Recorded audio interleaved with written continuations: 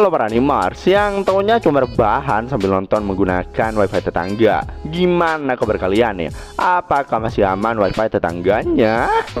Nah, di video kali ini Mimin akan menceritakan atau membahas salah satu anime summer terbaru kali ini, yaitu anime Eiyu Kyoshitsu yang sekarang udah nyampe ke episode keempat. Yang mana anime ini genrenya genre action, ada ecchi-nya dah.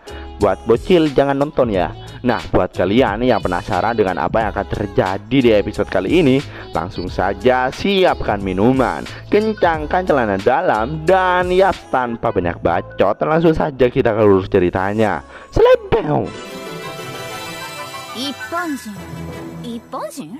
Di awal scene kita ditunjukin dengan pertempuran antara gabungan aliansi versus naga, yaitu Chu. Nampak para siswa dibantai habis-habisan sama Chu. Namun secara tiba-tiba ledakan terjadi pada tubuh Chu, dan ternyata itu adalah serangan dari Arnes. Melihat para siswa yang lari kocar-kacir, Arnes pun menyemangati mereka agar mengingat formasi saat mereka latihan. Secara mendadak mereka malah langsung semangat setelah mendengar kata-kata Arnes. Aliansi siswa langsung merapat dan membentuk formasi. Namun meski begitu, Chu tetap aja dengan mudah mengobrak-abrik formasi yang udah mereka pertahankan. Lalu Kasim memimpin aliansi siswa dan memberi aba-aba untuk memanah, dan inilah yang terjadi. Melihat itu, Blade pun merasa tenang karena formasi mereka berjalan dengan lancar. Bahkan sang raja juga senang melihat para muridnya yang juga agak pintar karena mengincar titik buta Chu dan memanfaatkan sifat mereka yang baik. Tapi meski begitu, sang raja merasakan suatu masalah, yaitu serangan biasa tidak akan bisa melukai sisi naga yang cukup keras. Melihat itu, Blade jadi kebingungan. Nampak para siswa yang udah pada babak belur. Untungnya ada Claire yang bisa menggunakan teknik penyembuhan. Tapi si Chu ini malah terus mengamuk hingga membuat Blade jadi kebingungan. Raja pun bilang kalau terus seperti ini pertarungannya akan segera berakhir. Lalu saat Chu menyerang para murid tapi dapat dihindari dengan mudah. Melihat adanya kesempatan, Blade pun menyuruh Sophie dan Arnes untuk beraksi, dan inilah yang terjadi. Serangan gabungan mereka pun berhasil membuat Chu sedikit tersungkur. Sang raja yang merasa kalau rencana Blade itu gagal, namun Blade bilang kalau itu saja sudah cukup, karena sekarang Chu kehilangan kewaspadaan atas sekelilingnya. Dan secara nggak diduga, Chu malah masuk ke dalam lubang jebakan yang ternyata sudah disiapkan oleh Blade sebelumnya. Sang raja yang bilang kalau Blade itu curang, namun Blade membantahnya karena jebakan itu tidak dibuat sebelum pertandingan dimulai. Namun Leonard lah yang menggalinya saat pertempuran berlangsung.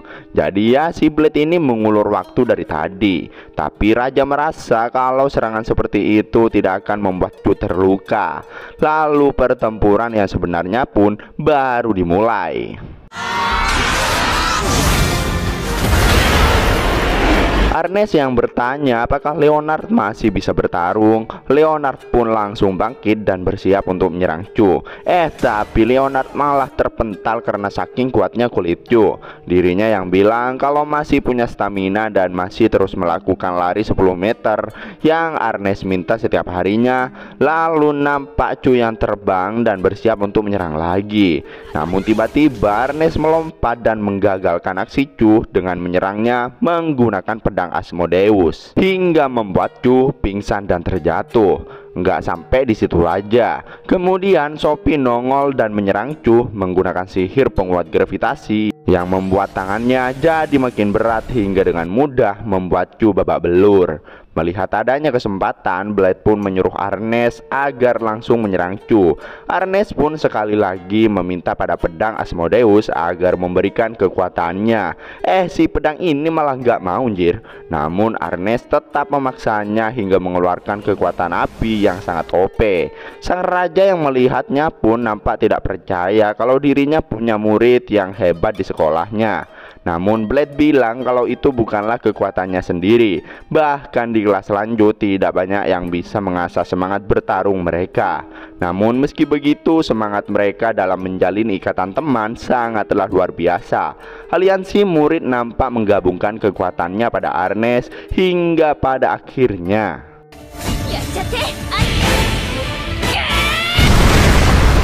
alhamdulillah, pada akhirnya Chu dapat dimodarkan dengan susah payah. Blade pun menghampirinya. Namun Chu malah frustasi karena dirinya merasa kalau orang lemah akan dibuang. Blade pun bilang kalau Chu itu salah paham, karena sebenarnya manusia itu kuat. Blade pun menanyakan apakah sekarang Chu akan menerima mereka sebagai temannya. Dengan malu-malu kucing, Chu mengiyakan pertanyaan Blade tersebut. Mendengar itu, semua murid pun jadi senang. Singkat cerita, setelah beberapa hari dari kejadian sebelumnya, nampak semua orang yang kayaknya mau membangun sesuatu. Lalu nampak sang raja yang sangat bersemangat karena melihat kemampuan murid-muridnya yang terus berkembang. Oleh hal itu, dirinya akan menyiapkan metode latihan yang lebih praktikal, yaitu realitas virtual yang dibuat menggunakan cabang sihir yang telah hilang yang disebut sains. Lalu nampak Chu dan para murid kelas atas lainnya yang lagi mukbang. Awalnya Chu tidak mau disuapin sama Claire, tapi karena Claire memaksa, jadi ya mau gak mau Chu pun melahapnya. Claire nampak sangat senang karena saking imutnya si Chu ini. Terus Blade yang melihat keadaan Arnes yang kayaknya berubah, dirinya pun mempertanyakannya. Hal itu malah membuat teman-teman yang lain jadi panik dah. Rupanya perubahan yang dimaksud oleh Blade itu karena tubuh Arnes yang jadi lebih gendut. Arnes yang malu pun lari dari mereka semua. Ya itu semua gara-gara si babang Blade yang polos parah dah. Bahkan dirinya nggak sadar kalau sudah melukai perasaan Arnes. Di sore harinya nampak Blade yang murung karena kepikiran dengan kejadian tadi. Jessica, Claire, dan Sophie nampak kasihan pada Blade karena rupanya Arnes itu sudah mengurung diri selama 3 hari. Blade nampak nggak percaya kalau masalahnya akan jadi ribet kayak gitu. Oleh hal itu, dirinya langsung berinisiatif untuk minta maaf pada Arnes. Namun mereka bertiga menghentikannya karena Blade masih belum tahu apa yang membuat Arnes marah. Jadi ya si tiga sajoli ini pun berniat untuk menemani Blade karena mereka juga khawatir pada kondisi Arnes. Lalu di malam harinya mereka pun mendatangi kamar Arnes. Meski udah diketuk-ketuk, tetap saja Arnes tidak menjawab mereka. Hingga akhirnya Jessica pun membuka paksa pintu tersebut. Dan secara nggak diduga, betapa terkejutnya mereka semua ketika melihat Arnes yang lagi mukbang hingga obesitas kayak gini. Itu semua bermula sejak pertarungan melawan Chu. Arnes mulai lapar setiap saat. Selain itu, dirinya tidak pernah menyadari kalau semua makanan enak ini pernah ada. Lalu Blade menanyakan tentang hubungan pertemanannya. Arnes pun ngejawab kalau dirinya tidak ingin Blade melihat dirinya yang gemuk itu. Jadi ya Arnes gak mau bicara dengannya. Mendengar itu si Blade malah langsung nyelonor pergi, namun ditahan sama Jessica dan Claire. Karena jika Blade pergi, Arnes tidak akan bisa kembali seperti semula. Claire juga meminta agar Blade mengucapkan hal yang baik. Pada akhirnya Blade mencoba untuk mengucapkannya. Bukannya mengucapkan apa kek, si Blade malah menanyakan rasa dari makanannya. Bukannya memperbaiki, tapi malah memperparah situasi. Merasa bingung dengan apa yang harus dirinya lakukan, para ciwi-ciwi pun meminta Leonard untuk mencontohkannya. Ya hasilnya sama saja sih. Bahkan babang Leonard sampai kena sepa oleh Arnes. Lalu setelah itu Blade pun juga mencoba mengatakan sesuatu pada Arnes, yaitu dirinya bilang kalau itu bukanlah hal yang bisa Arnes atasi sendirian.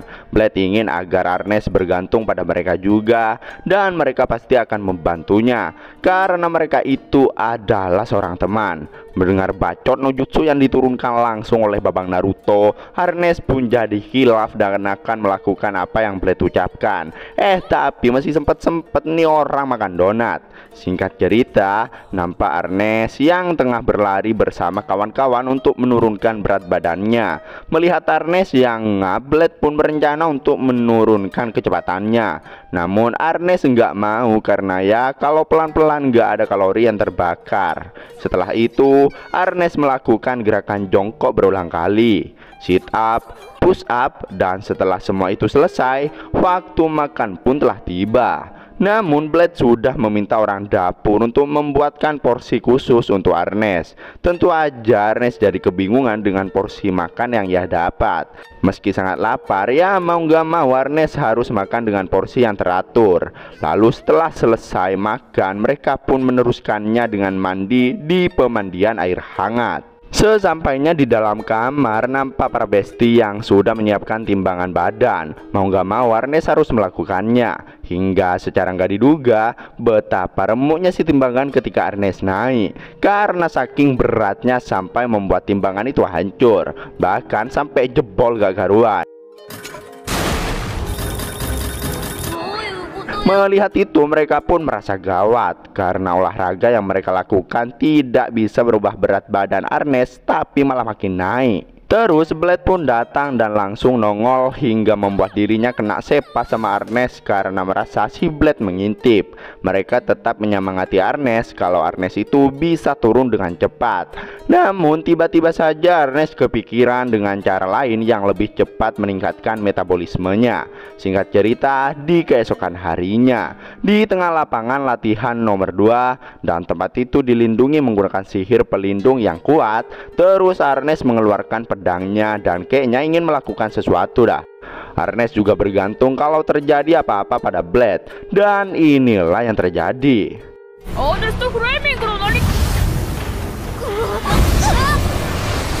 Melihat itu membuat Claire dan Jessica nyamperin Blade karena khawatir pada Ernest. Namun Blade menenangkan mereka dan harus percaya pada Ernest. Hingga pada akhirnya nampak Ernest yang udah berevolusi menjadi Asmodeus. Para ciwi-ciwi nampak kebingungan dengan suara itu. Asmodeus bilang kalau Blade harus bersyukur karena wujud itu hanya pernah didapatkan oleh leluhur pertama. Cu yang menanyakan tentang tubuh Ernest. Rupanya tubuh Ernest itu sudah menjadi api bersama kekuatannya Asmodeus. Tubuh yang abadi, yang kebal dari serangan fisik. Lalu Asmodeus jadi marah dan menanyakan tentang musuh yang akan dibakar. Bukannya apa, kayak si Ernest malah meminta agar Asmodeus membakar lemak yang ada di tubuhnya. Anjir, nih iblis malah disuruh bakar lemak, buset. Meski agak kebingungan, rupanya Asmodeus juga mengerti kalau kekurangan dari wujud asli itu adalah konsumsi energinya yang sangat besar. Untuk mempertahankan wujud sempurnanya itu membutuhkan banyak kalori tiap jamnya. Lalu Ernest pun berhasil jadi normal kembali. Namun nampak sosok iblis kelaparan. Melihat aura si iblis yang cukup mencekam, mereka pun jadi agak berkeringat. Bahkan iblis ini juga mengejar Claire karena pengen dimukbang. Namun untungnya ada Babang Blade yang udah siap dengan senjata. Hingga pada akhirnya inilah yang terjadi.